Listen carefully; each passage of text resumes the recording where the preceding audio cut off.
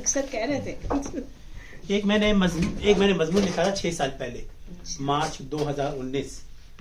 मैं कुछ और पढ़ना चाह रहा था, लेकिन पिछले चंद घंटों के जो सियासी हालात हुए तो मैंने कहा ये मजमून पढ़ लिया जाए। वही हालात हैं जो 2019 में मार्च में हुए थे। तो इसका हुआ ये था कि अगर बस मैं आपको याद दिला दूं कि मोदी साहब ने एयर इंडिया को हुक्म दिया था कि अपने जब भी अनाउंसमेंट करें एयर इंडिया में, तो हर अनाउंसमेंट के थोड़ी देर के बाद जय हिंद बोला करें। बड़ी अजीब सी मजाक बात लगती है। खैर अब तो एयर इंडिया प्राइवेटाइज हो गई है, अब तो शायद नहीं करते हो, लेकिन वो एक जो हालात चल रहे थे, इलेक्शन का जमाना था, तो इसका मजमून का उन्वान है हवाई नारे। हिंदुस्तान की कौमी फिजाई कंपनी एयर इंडिया ने अपनी परवाजों पर काम करने वाले अमले से कहा है कि दौरान परवाज तमाम ऐलानात के बाद कदरे ठहर कर और जोश के साथ जय हिंद भी कहें। दानिश्वरों का कहना है क्योंकि हिंदुस्तान में इंतखाबात होने वाले हैं और नेशनलिज्म यानी कौमी अज़बियत का प्रचार करने से वोट ज्यादा हासिल होते हैं, इसीलिए वजीर आजम नरेंद्र मोदी की कोशिश है कि उनकी सरकार भरपूर तौर पर नेशनलिस्ट या कौम परस्त दिखाई दे। एयर इंडिया की अजीब पॉलिसी इस बात का शाखसाना है। इस पॉलिसी पर अमल करें तो एयर इंडिया के परवाज में ऐलानात कुछ इस तरह के होंगे। हमारे विमान में कुछ खराबी हो गई है और अब हमें मुंबई लौटना होगा। जय हिंद। तमाम यात्रियों को सूचित किया जाता है कि शाकाहारी भोजन समाप्त हो गया है, अब केवल मानस भोजन ही बचा है। जय हिंद। देवियों और सज्जनों, अपने सामान की रक्षा खुद करो। जय हिंद। पीछे की ओर दाएं हाथ का शौचालय काम नहीं कर रहा, बाएं हाथ के वाले शौचालय का उपयोग करें। जय हिंद। मौसम खराब होने की वजह से विमान हचकोले खा रहा है। उल्टी की थैली आपके सामने है, अगर आपको उल्टी आए तो आप उल्टी थैली में करें। फिर एक वक्त और जोश के साथ जय हिंद। वैसे ये जय हिंद की हवाई नारे वाली पॉलिसी जिस कदर भी अहमकाना क्यों ना हो, इस हिमाकत का भारत का माहकहू हकदार है। भाई जहाज उनका, जुनून उनका, ऐलान उनका, नारा उनका, तो जो चाहे करे। रहा सवाल नारों की अफादियत का, तो नारों में ताकत प्रवास तो होती है, मगर जज्बाती नारों से ना तो मसले हल होते हैं और ना ही हवाई जहाजों की परवाज बेहतर होती है।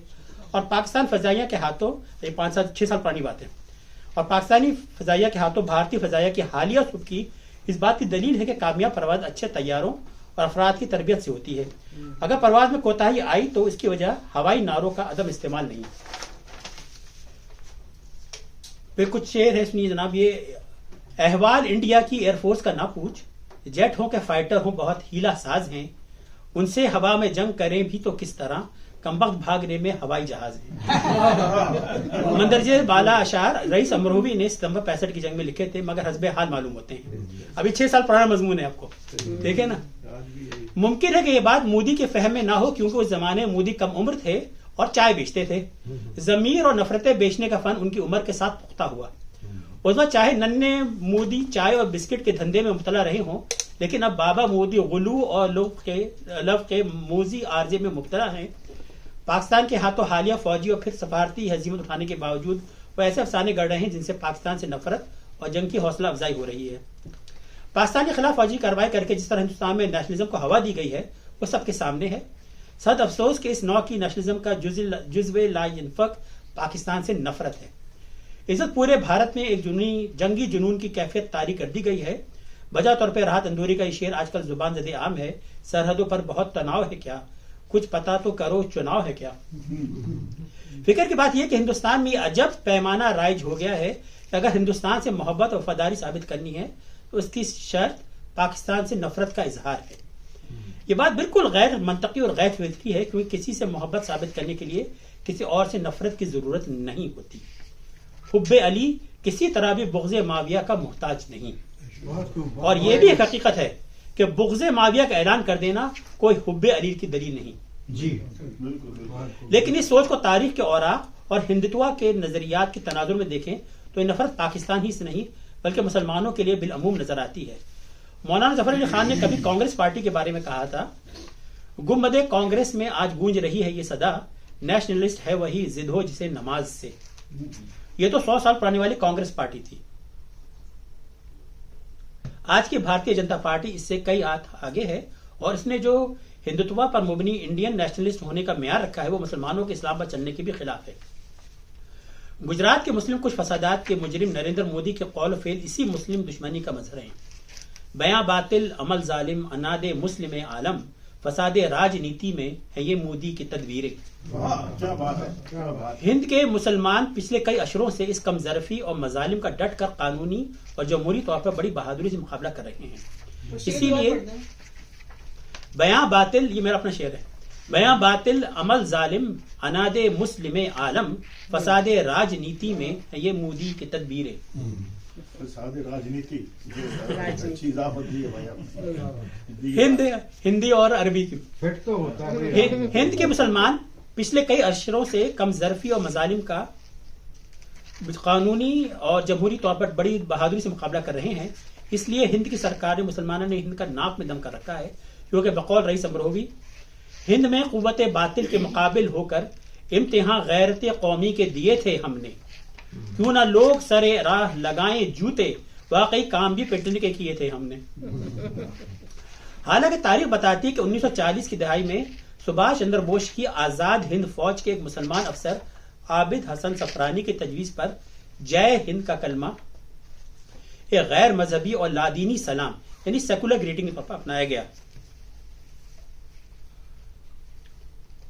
राकिब का एतराज यह है कि इस तरह का एक सेकुलर सलाम यानी आदाब पहले ही से हिंदुस्तान में राइज था, फिर इस जय हिंद की बिद्दत की क्या जरूरत थी। अगर आदाब करने का रिवाज आजाद हिंद फौज में नाफिज हो जाता तो खाकी वर्दी वाले फौजियों पर भी कुछ अवधी तहजीब का रंग भी आ जाता और जांबाजी के साथ साथ बैतबाजी भी देखने को मिलती। और जापानी अफराद भी आजाद हिंद फौज के साथ रहकर इसी तरीके से गजल कहना शुरू कर देते, जैसे हमारे यहाँ के लोग हाइकू कहते हैं। कितना सुनहरा मौका गवाया हमने। यही जय हिंद वाला कलमा आगे चलकर आजाद हिंद फौज का नारा भी बना। इस बारे में राकिब की खुशगुमानी है कि सुभाष चंद्र बोस के फौजी अगर जय हिंद के बजाय आदाब के नारे लगाते हुए बरतानी फौज पर हमला करते तो गोरे भी मारे कंफ्यूजन मजबूरन कॉर्निश बजा लाते और हमारा काम कितना आसान हो जाता। किस्सा मुख्तसर, जय हिंद का कलमा अवाम में इस कदर मशहूर हुआ कि इसे बाद में आजाद हिंदुस्तान के नेशनल स्लोगन यानी कौमी नारे की हैसियत मिल गई और इस बात का सेहरा हिंदुस्तान के एक मुसलमान के सर जाता है। लेकिन सितम जरीफी देखिए कि आज जब हिंदुस्तान का मुसलमान जय हिंद के नारे लगाता है तो फिर भी उसकी वफादारी पर सवाल क्यों उठाए जाते हैं। हालांकि सवाल ये उठाना चाहिए कि जय हिंद के नेशनलिस्ट नारों से क्या एयर इंडिया का अपना माली खसारा कम हो जाएगा, ये कि इस एयरलाइन की सर्विस बेहतर हो जाएगी, क्या इस तरह कोई पाकिस्तानी पायलट भारत के हाथों लग जाएगा, या पाकिस्तान में कोई F-16 तैयारा गिर जाएगा, या इन हवाई नारों से राफेल तैयारे का घोटाला उड़नचू हो जाएगा। उस जमाने में राफेल तैयारे का घोटाला चल रहा था इनका। पाकिस्तान दुश्मनी का प्रचार करने वालों के लिए सवाल भी है कि पाकिस्तान का जय हिंद के नारों ने क्या बिगाड़ा है। हम पाकिस्तानी तो जिए बंगला, जिए भुट्टो और जिए महाजिर जैसे नारों के सताए हुए हैं। पाकिस्तान ने जब भी जख्मी होकर पलट कर देखा है तो अपने ही दोस्तों से मुलाकात हुई है। यहाँ एक तकनीकी नुक्ता रह गया कि जब जय हिंद का नारा बना और फिर मकबूल आम हुआ तो उस वक्त हिंद के अंदर वो इलाका भी शामिल था जो बाद में अलग होकर पाकिस्तान बन गया। तो सोचने की बात यह है कि इस नारे के लगाने से कहीं बिला वास्ता पाकिस्तान की भी जय जयकार तो नहीं हो रही। आदाब से बहुत अच्छे शुद्ध हिंदी आपने इस्तेमाल किया।